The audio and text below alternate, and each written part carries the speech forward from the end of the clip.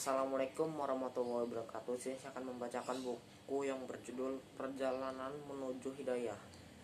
Budur, malam-malam berbincang kepadamu bahwa kewajiban mereka adalah mencerai-beraikan yang selama ini engkau kumpulkan. Maka dengarlah beritanya. Waspadalah terhadapnya karena ia telah memberi nasihatnya. Perhatikanlah dirinya, akan engkau dapatkan tanda-tanda kekuasaan Allah dan pelajari darinya. Apakah engkau pernah melihat satu hal yang baru yang tidak pernah rusak adanya? Dan apakah engkau pernah mendengar kejernihan yang tak pernah keruh zatnya? Putriku Budur datang didahului oleh suara barisan burung yang berkicau. Dan tak kala aku menengok ke arahnya, ternyata ia berlari ke arahku dengan cepat sambil mengangkat kedua tangannya. Aku memeluknya dengan erat. Aku rasakan seolah-olah ujung jarinya menembus tubuhku. Aku memejamkan mata, memuji Allah atas segala kenikmatan yang banyak ini. Seorang suami dengan seorang putri, kebahagiaan dengan keteduhan. Aku teringat dengan hari-hari pertama itu, yakni ketika aku masih duduk di bangku SMA. Namun karena hubungan kerabat, keluarga aku setuju. Bertahun-tahun berlalu dari masa-masa itu, yakni ketika aku tahu bahwa Adil datang meminangku.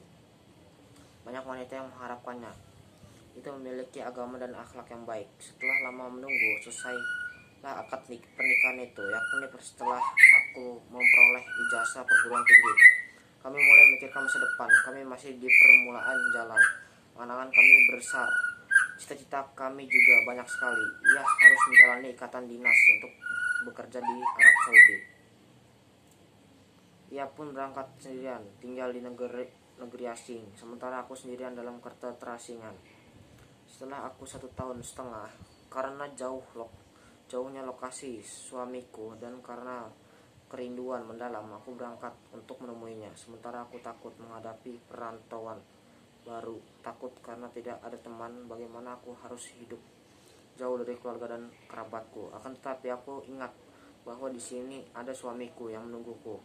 Ia orang yang baik akhlak dan agamanya. Aku tidak pernah bermimpi atau berangan-angan mendapatkan orang dengan akhlak sebaik itu. Ia orang yang supel, lembut, berwajah ceria, jernih jiwanya, jujur, memberikan kepadaku kasih sayang yang sejati. Kami sama-sama dipertemukan di negeri asing dan kasih sayang tumbuh di dalam hati kami. Barang-barang yang dimiliki sederhana. Aku menyukainya. Kadang-kadang ia meminta segelas air atau teh, lalu menggiringnya dengan ucapan terima kasih. Aku tertarik dengan adab dan perilakunya. Aku berkata kepadanya, jangan engkau berterima kasih kepadaku karena melayanimu.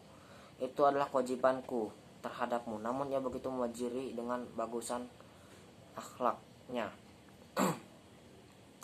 Aku memuji Allah dan bersyukur kepadanya karena Allah telah menganugerahkan kepadaku seorang suami yang mengusap air mata di negeri asing dan menggantikannya dengan sesuatu yang kusukai. Aku memiliki sebaik-baiknya suami, sebaik-baiknya ayah, sekaligus baik-baiknya keluarga.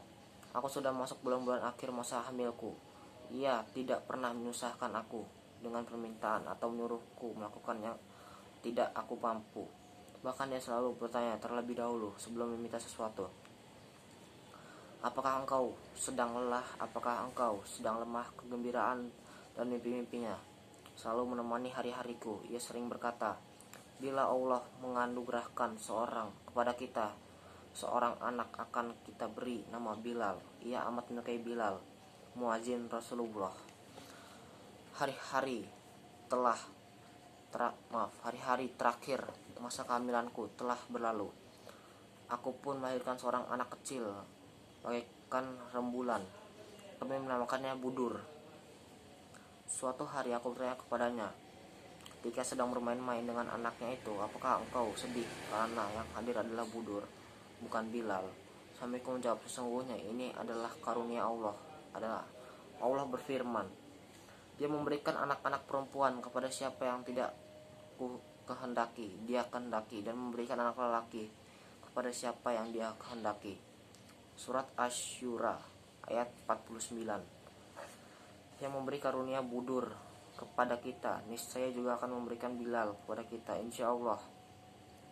Alhamdulillah, dengan naungan kebahagiaan pertama, pohon cinta kasih itu pun semakin tumbuh berkembang. Termasuk di antara karunia Allah kepada kami adalah kehadiran kami di negeri ini, di mana terdapat pengajian para ulama, ceramah-ceramah dan kajian-kajian intensif, hingga lingkungan belajar pun adalah lingkungan masyarakat terdidik yang saling menasihati dan berbuat kebajikan. Salah seorang temanku di sekolahan memberiku hadiah sebuah kaset, "Wahai wanita, pakailah hijab atau masuk neraka." Ceramah salah seorang ulama. Dengan hanya mendengarkan kaset ini, Allah memberiku hidayah untuk menutup wajahku. Suamiku amat senang bila mendengar azan subuh. Ia segera bangkit dari kasurnya dengan segera membangunkan aku dan keluar untuk sholat berjamaah. Salah satu nasihatnya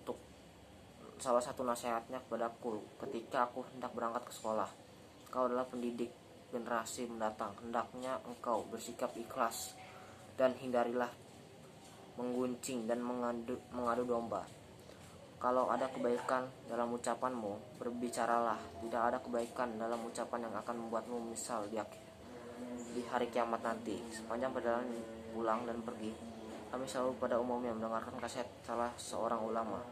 Hari-hari pun berlalu dengan manis dan indah bagaikan angin sepoi-sepoi dan semerbak. Pada suatu hari, seperti pada hari-hari yang lain, aku berangkat ke sekolah. Ketika aku keluar dari sekolah usai sholat zuhur, aku melihatnya tidak seperti biasa. Aku melihat ia begitu lelah dan loyo. Aku bertanya, "Ada apa denganmu?" "Aku lemah sekali dan terasa agak pusing. Sampai di rumah aku mengidangkan pada makanan yang ada di rumah." Ia tidak beringsut dari tempat tidurnya. Aku mengulangkan makanan itu dengan tanganku.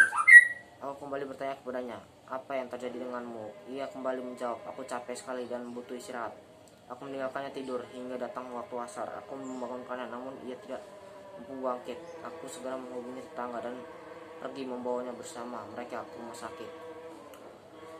Di sana segalanya menjadi permulaan dan akhir segalanya. Datang dokter dengan cepat memberitahukan kondisi suamimu lemah, ada semacam radang di kulit otaknya. Kemudian ia menjelaskan secara rinci ada 2 macam jenis, yang ringan dan yang berbahaya. Aku menerima berita itu dengan tabah. Aku tidak menyangka bahwa aku mengalami hal seperti ini. Hingga jam 1:30 malam, aku sholat dan berdoa kepada Allah agar suamiku sembuh. Ia terus pingsan selama 3 hari penuh, dari mulai zuhur hari Rabu hingga Kamis dan Jumat. Hari Sabtu pagi kondisinya membaik dan siuman dari pingsannya. Ia mulai dapat mengenali bentuk orang-orang yang berkunjung kepadanya. Ketika aku mendekatinya, aku bertanya kepadanya, "Apakah engkau mengenalku, wahai Adil?" Ia menjawab, "Tidak." "Apakah engkau juga tidak kenal dengan Budur?" tanyaku. "Apakah ia putriku?" jawabnya. Segera aku tambahkan, "Aku ibunya Budur." Ia segera tersenyum dan berkata, "Kalau begitu engkau istriku." Aku pun menangis terseduh-seduh. 3 hari yang lalu bagaimana kondisinya, ingatannya, akalnya, dan pertanyaannya tentang diriku. Sekarang segalanya telah berubah. Ia tidak mengenal sampai orang yang paling dicintainya selama ini. Ia tidak mengenal istri dan putrinya.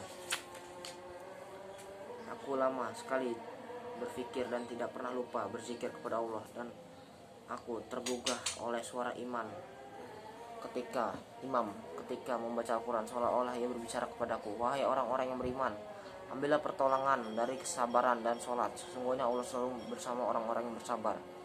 Surat Al-Baqarah ayat 153. Aku mengikuti bacaan ayat, dan kala itu juga air mataku berderai. Aku pun sadar bahwa aku termasuk orang-orang yang disapa dalam ayat ini. "Dan sungguh akan kami berikan cobaan kepadamu dengan sedikit ketakutan, kelaparan, kekurangan harta, jiwa, dan buah-buahan. Dan berikanlah berita gembira kepada orang-orang yang sabar, yaitu orang-orang yang apabila ditimpa musibah, mereka mengucapkan innalillahi wa inna ilaihi rajiun." Surat Al-Baqarah ayat 155 sampai 156. Kami di sini di tanah perantauan dengan kehilangan suami. Itu betul merupakan musibah. Siapa yang akan mengantarku ke rumah sakit menemuinya nanti? Siapa yang pergi bersamaku? Itu betul dalam keterasingan yang terberat, terutama bagi seorang wanita yang lemah sepertiku. Seorang diri di rumah tanpa saudara, tanpa ayah, dan tanpa suami. Pada hari Ahad, aku berusaha menyembunyikan kesedihanku. Aku pergi bersama salah seorang teman suamiku bersama istrinya. Hari itu kebahagiaanku tidak dapat digambarkan, dan kebahagiaanku juga ada batasnya. Suamiku sudah mulai mengenalku dan sudah mengenal siapa saja yang menjumpainya. Ia berusaha memperhatikan orang-orang sekelilingnya. Semua yang mengunjunginya mencoba menaruhkan diri. Ia mengenal dan tersenyum kepadanya. Akan tapi ia tidak mampu mengingat nama mereka. Adapun aku, sebagai istrinya dan ibu dari anak-anaknya, ia langsung mengenalku begitu melihatku, lalu memanggil namaku dan tersenyum kepadaku, seolah-olah aku belum pernah merasakan arti kebahagiaan kecuali pada saat itu. Seakan-akan aku belum pernah mendengar namaku melalui lisannya, kecuali pada kali itu saja. Ia meminta kepadaku untuk membantunya berwudu dan melakukan sholat yang selama ini yang selama ini tertinggal. Nuraninya adalah azan dan ucapannya adalah sholat. Kejadian demi kejadian pun dengan cepat berlalu.